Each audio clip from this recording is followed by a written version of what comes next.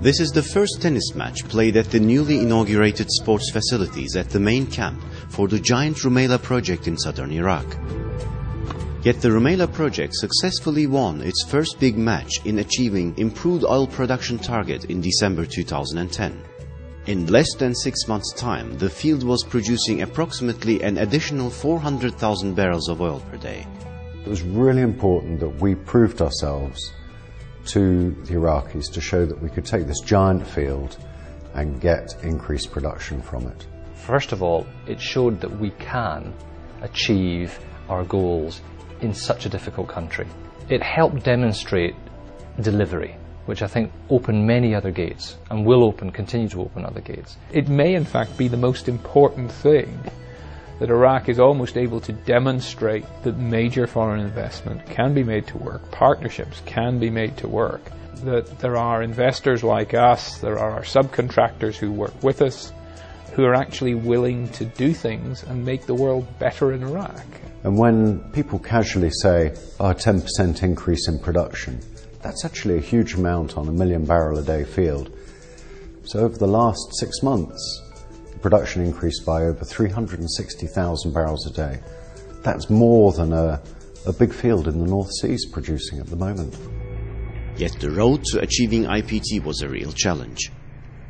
Rumaila has been operating for over 50 years and production from the field was rapidly declining during the first half of 2010. One of the key things was understanding how to optimize the facilities with the well production. And so one of the things we did was to understand the hydraulic performance of the wells in the facilities, what BP would call a choke model, where you look at pressure performance from the reservoir through the wellbore, through the flow lines into the facilities, looking for ways to minimize delta P through the system. And that allows you to take an existing reservoir performance capability and maximize it all the way through production into the tank. Shall we review the readings that we got from the field? What happened today? Sure. Came in? We opened the annulus. Pressure went up to 850. We closed the tubing. We would come in and the guys in the field would come in and we would talk about what we'd measured. That was always the way we started. So what success have we actually measured from yesterday's activities? We went around a significant amount of the wells in the field. Each well we visited, we would keep an individual record of what we'd done, what we changed, observations, information the guys were feeding us about what was happening. And that stack is now about half a foot thick. So shall we go outside and have a quick look together? Shall we go and have a look at the train now and see what's going on? See how the levels are? For us, it wasn't as if we turned up and said, okay, this is how you do it. The local guys have a fantastic knowledge about the facilities, how they operate, their limitations, and a big part of our success was that they were able to share that knowledge with us, and then we were able to bring in some of our ideas and techniques that we're used to using and bring them together. So having those meetings, was really critical. One of the key issues was the flow of information. We put together, under Greg's leadership, a report, and it came out every day. And this report linked activities done in the field to the production from those activities. And that, again, helped explain to the local workforce, and indeed the people in the support team in Sunbury, how we were working.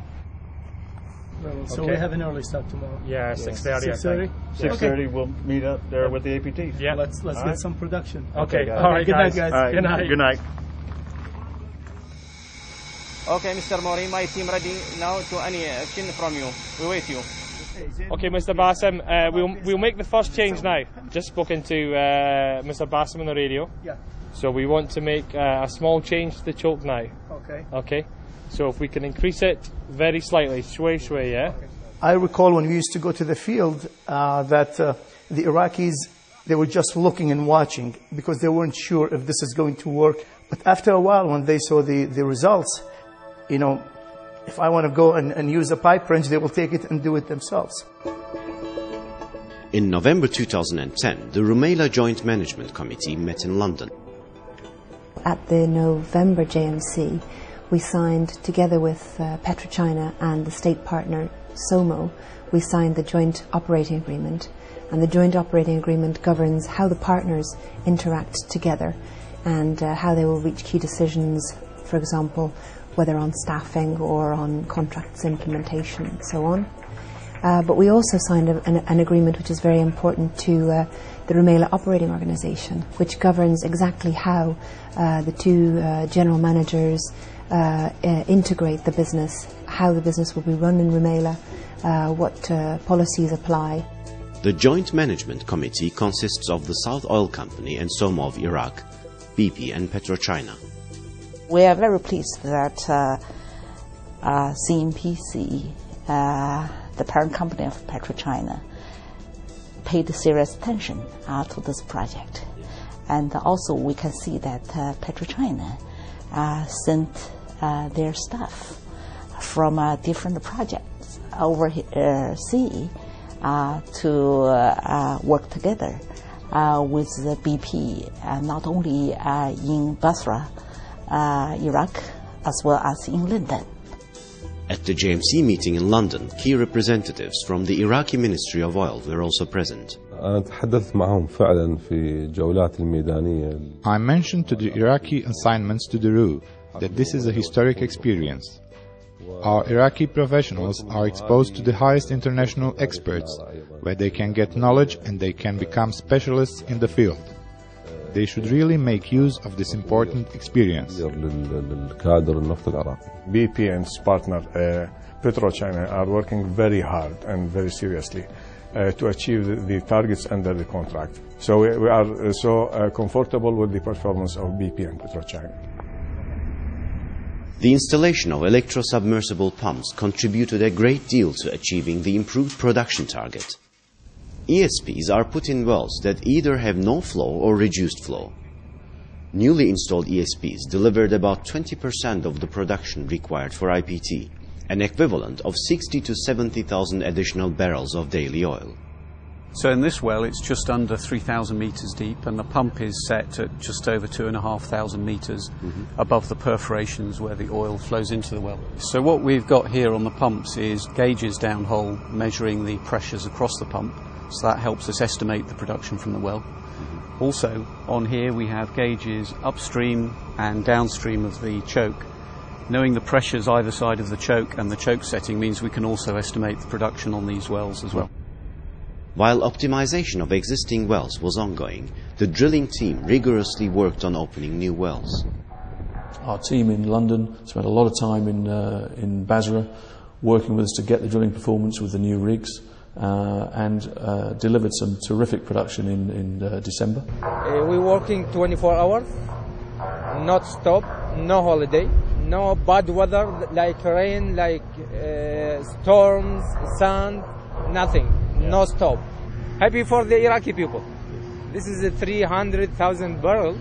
That means budget for the Iraqi people. Under the rehabilitation project, many of Rumaila's facilities are being upgraded with new technology and equipment in order to cope with additional production volumes. We're responsible for maintaining all the equipment out there and installing pipe, doing tie-ins, well maintenance, and then corrosion as well and replacement. Khureinat, a degassing station in South Rumaila, is one of many sites where the team is undertaking maintenance work. BP safety procedures are being applied to site. In the beginning it was difficult, but now it's, alhamdulillah, it's good. Even our labors, it is too much gap. 35 years Iraq not open country, it's a closed country to us. Now alhamdulillah it is open, and our people now start understanding what it means by international standards, and they are following, especially for the safety HSE or for the safety, and they are now understand the nature of the job of the standards, international standards. We had several significant areas that we made a big improvement in. The first being the very basic PPE, personal protective equipment. We've ordered 3,000 sets of coveralls, boots, hard hats, safety glasses, gloves, the full set of PPE for the staff, and that's been distributed now. So 3,000 sets are out in the field and being used today.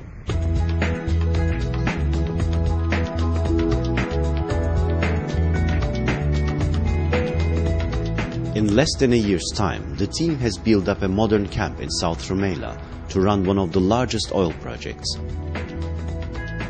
So just below us we have Phase 0, which was for 68 beds, and just beyond that the newly completed Phase 1, which is another 244 beds. And later on this year we will be designing Phase 2 to the south of us, which will be for around 3,000 office employees and 1,000 accommodation. The newly completed Phase 1 enables the Rumaila team to work in modern office facilities. The entire camp is wirelessly connected to the internet. Facilities such as comfortable accommodation units, a large canteen, laundry and 5 gym rooms also provide a pleasant life support system for the hard work being done in Rumaila each day. A modern clinic has also been built.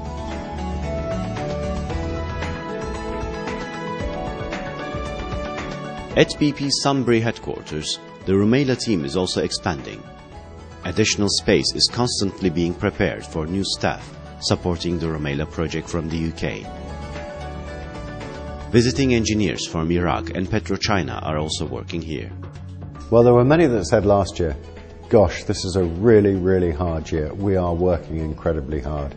Won't it be nice to get past IPT so we can sit back and relax? But that's never going to happen. It was a great achievement. It was a great achievement by the many contractors. It was a great achievement by the SOC staff that are transferred to the RU, by BP staff and by PetroChina staff. Fantastic. Thank you. Really good. Don't rest on your laurels. There is a lot to do this year, but I look forward to confidence because I do think we have the best team, we have the best field, and we can do good for ourselves, our companies, and very importantly for Basra itself. Thank you.